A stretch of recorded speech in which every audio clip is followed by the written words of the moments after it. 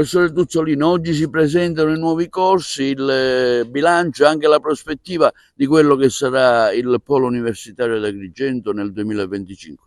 Sì, è molto interessante e anche importante che oggi sia con noi il magnifico rettore, perché l'Università di Agrigento deve mostrare quello che è, quello che è stato in questi 3 anni, dalla nostra governance, anche dal mio insediamento come presidente qui, per la crescita che c'è stata per quanto riguarda il numero degli studenti e soprattutto per l'offerta formativa rinnovata che vede tornare qui ad Agrigento i corsi che riguardano l'archeologia, i beni culturali e il patrimonio culturale.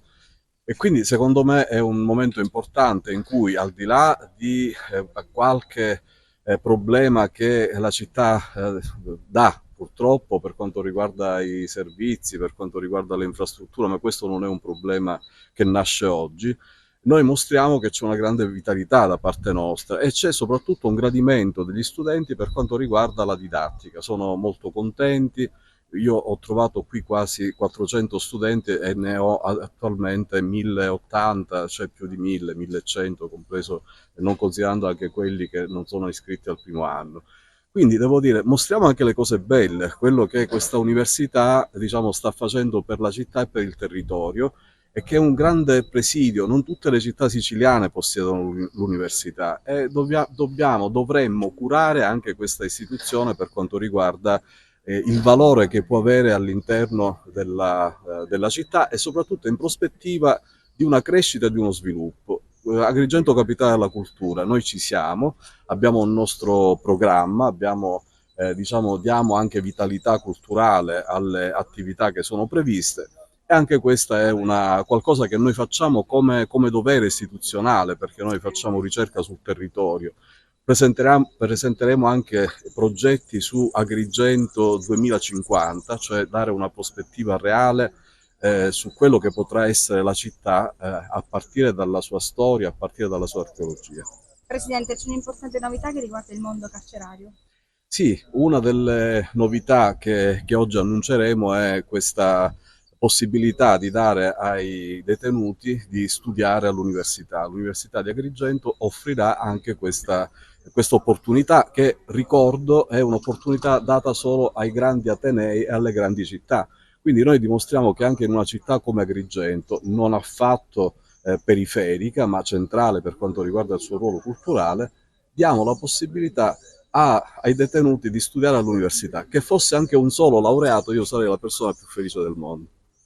Assolutamente sì, noi crediamo in linea generale nella crescita dei nostri poli territoriali, io li chiamo territoriali e non decentrati come era nel passato, perché sono fortemente convinto che la forza della cultura, dei territori può portare veramente aria nuova in questi poli universitari che stanno per essere interpretati dai nostri ragazzi in maniera molto positiva. Registriamo anche quest'anno anche ad Agrigento un incremento del 20% delle iscrizioni. Noi stiamo portando 2 corsi di laurea in più, ma vogliamo fare molto di più, perché non è soltanto Agrigento Capitale della Cultura, siamo convinti che Agrigento possa rappresentare un polo universitario diversificato, con delle esperienze territoriali uniche al mondo, faccio riferimento chiaramente ai beni culturali, ma anche ai concetti di inclusione che vedono evidentemente in Lampedusa il punto di approdo anche politico.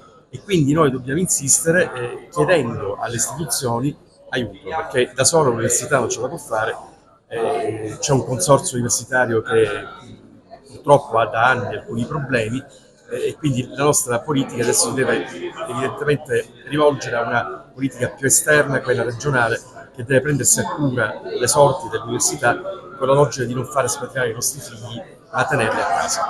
Quali le novità per il prossimo anno? Il prossimo anno avremo 2 corsi di laurea che sono legati, uno ai beni culturali e l'altro al turismo, e quindi sono 2 temi che a Agrigento sono fondamentali, e poi l'organizzazione di un dottorato di ricerca assolutamente innovativo, quindi non soltanto corsi di laurea ma anche corsi integrati, altre offerte formative che sono importanti. Abbiamo dei contatti col polo penitenziario, quindi abbiamo l'intenzione di cominciare, come abbiamo fatto a Palermo, che è successo il di addestramento di chi purtroppo ha avuto meno fortuna, abbiamo un importante rapporto con l'ASP di Agrigento, dove intendiamo avere nuovi locali per tutte le discipline infermieristiche che quindi avranno nell'ospedale di Agrigento evidentemente un punto di ritrovo molto importante. Dottore, spesso c'è un vulnus nelle comunicazioni relativamente alle cose che fate. Si conosce ben poco da parte delle vostre iniziative. Questo ce ne facciamo ovviamente colpa, ovviamente dobbiamo cambiare la nostra comunicazione, ma anche la mia presenza qui oggi vuole essere una testimonianza di attenzione, di volontà di crescita e di collegamento con le istituzioni locali, perché ribadisco, se queste cose non le facciamo insieme, con la scuola da una parte, col territorio, con la prefettura, col sindaco e con la regione, non riusciamo poi a entrare come vorremmo nel territorio. A proposito della sede di Via Atenea? La sede di Atenea finalmente daremo oggi una notizia importante perché sarà completata entro l'anno, io spero a settembre, e quindi avremo finalmente una sede prestigiosissima dove non solo faremo corsi di laurea, ma faremo anche mostre, esposizioni, quindi diventerà un polo culturale di primo livello. Grazie. Grazie.